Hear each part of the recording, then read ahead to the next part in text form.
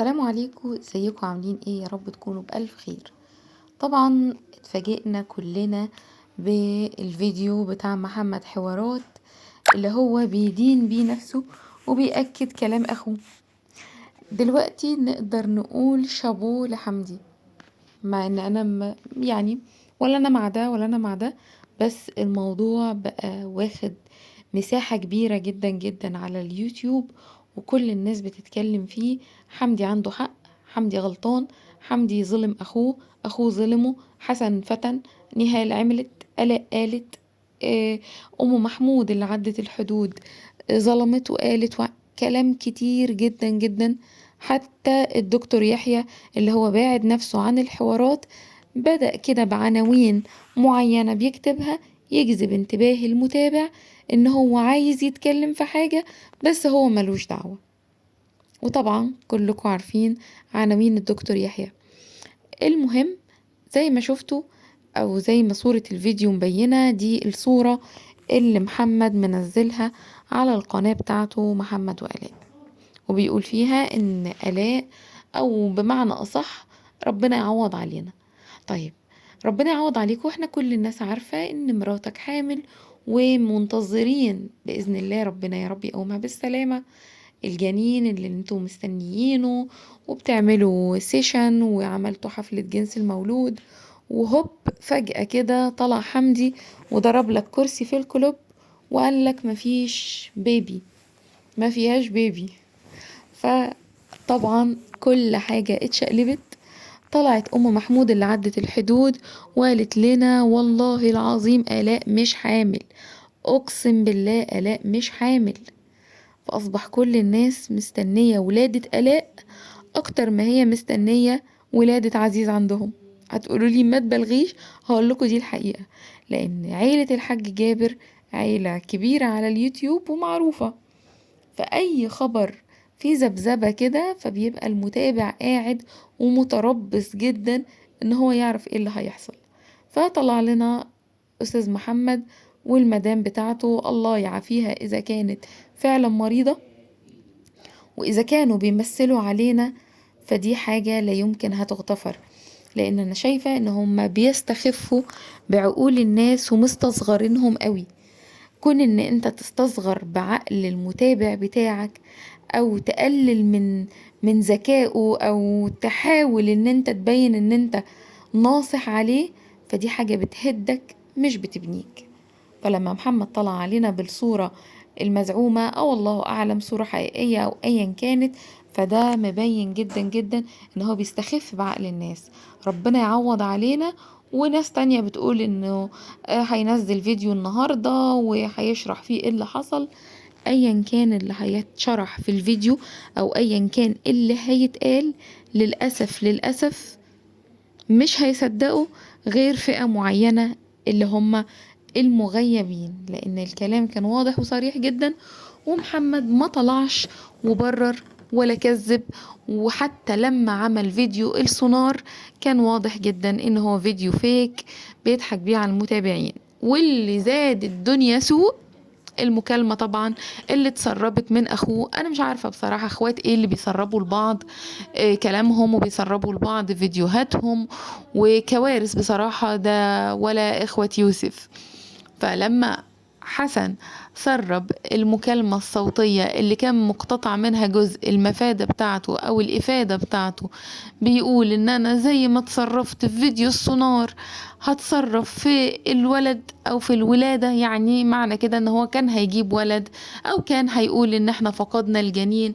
فكل ده حاجات المتابع أراها من تقريبا شهر فات أو أقل شوية. فاللي بيحصل ده سيناريو مرسوم مش معروف اوله من اخره، غير ان هو نقطة ومن اول السطر محمد عايز يطلع ان آلاء فقدت الجنين بتاعها، وان كل اللي حصل ده كان بجد، وان هي كانت حامل وتعرضت لضغط نفسي. وطبعا كلام يعني ما يتصدقش، واي متابع ذكي وما بيحبش ان حد يضحك عليه هيعرف ان الكلام ده صح 100%، ان الكلام ده متفبرك. عيلة رزق برضو بيلمحوا تلميحات غريبة وهو كله في ساقية. وبيلف فيها ومحدش عارف مين الصح. بس انا بقول ان حمدي هو اللي كان صح، مع اختلافي معاه في طريقته في مهاجمة اخوه او طريقته في الكلام او ايا كان. طلع هو اللي عنده حق. هو قال في فيديو من الفيديوهات ميعادنا 16/5 او 16/6، اسفة. فطبعا محمد لو كان طلع يوم ما طلع زي ما طلع بالفيديو بتاع بنته، اسفة، وقال بنتي شروق وحكى القصة، لو كان طلع بفيديو برضو وقال سامحوني انا كنت عامل كده علشان المشاهدات وعقلي صور لي اني اعمل كده علشان اكبر قناتي واني عملت كده وسامحوني، وكان عرف المتابع اللي بيحبه وبيحب زوجته هو قد ايه كان بيعمل كده ومش مدرك هو يعني حجم الغلطة اللي هو بيعملها، كان كل المتابعين اللي عنده احترموه وصدقوه. لكن لو هنكمل في كذبة يبقى للأسف العيلة دي كده فعلا حوارات، زي ما هم أطلقوا على نفسهم اللقب من بداية شغلهم. النهاردة محمد هينزل فيديو، هنشوف هيقول فيه ايه، وهنشوف هيطلع يتكلم بأي وش وهيطلع يتكلم ازاي. وطبعا اكيد في ناس كتير هتصدق، وكل واحد حر في رأيه. انا قلت رأيي بدون اي تحيز، انا لا متحيزة لحمدي ولا متحيزة لآلاء ولا متحيزة لحسن. انا شخص عادي متابع. في البداية كنت متابعاهم زمان لما كانوا عيلة مترابطة مع بعضها، كانت فيديوهاتهم فعلا مبهجة وجميلة. بدأوا يتفككوا فخلاص قطعت المتابعة بتاعتهم، ولكن متابعتهم فرضت نفسها عليا. ازاي؟ كل ما بفتح يوتيوب بلاقي فيديوهاتهم في وشي، فغصب عنك بتبقى عايز تعرف هو فيه ايه، ايه اللي الاخ بيعمله مع اخوه، ايه الفيديوهات المسربة، ايه الفيديو الحقير، سوري يعني في اللفظ، اللي حمدي نزله لمحمد وهو بيضرب آلاء.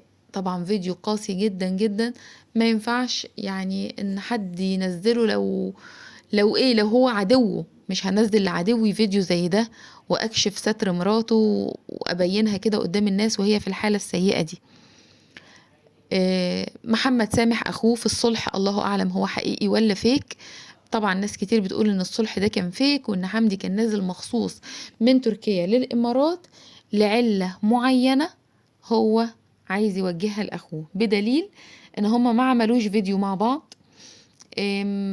طبعا كانوا كل شوية حمدي بينزل لنا ستوري ستوري ستوري طول ما هو ماشي وفي المطار، ولغاية ما وصل لحد بيت محمد. بس ايه اللي دار جوه البيت؟ مفيش حد شافه. كل اللي شفناه ان في كده اكل محطوط على مفرش كده على الارض، وان هما هيتغدوا مع بعض او هيتعشوا مع بعض واتيفر بقى، وبس مفيش اكتر من كده.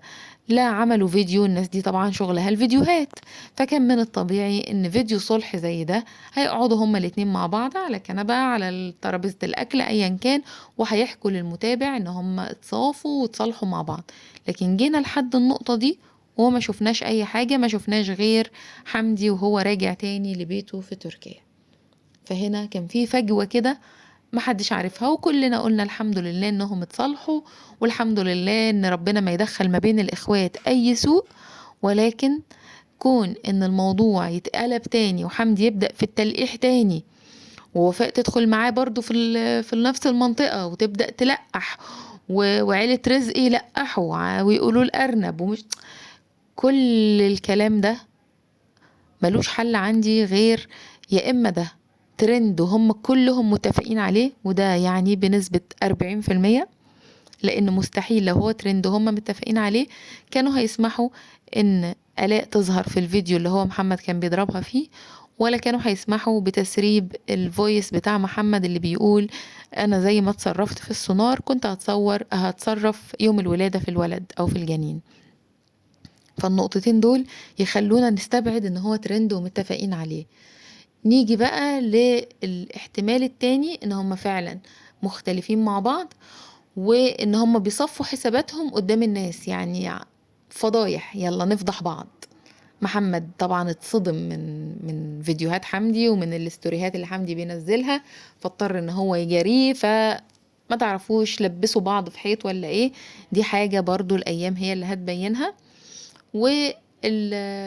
الموضوع ما يعني مش هي يعني اليوتيوب أوضة وصالة، فكل حاجة هتبان ومفيش حاجة بتستخبى.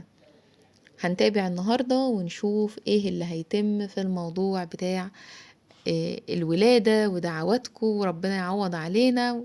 هنشوف. آلاء طبعا باينة جدا في الصورة ان هي مش جسمها الطبيعي، وممكن تكون الصورة على فكرة متركبة، لان هي مش ده جسم آلاء ولا ده شكل جسمها. عادي، دي ناس شغلها المونتاج والتصوير، فطبيعي جدا ان هم ممكن يعملوا اي صورة كده. هنتابع مع بعض ونشوف، ومن هنا لحد بكرة مش بعيد. أشوفكم على خير، ودينا متابعين مع عيلة حوارات.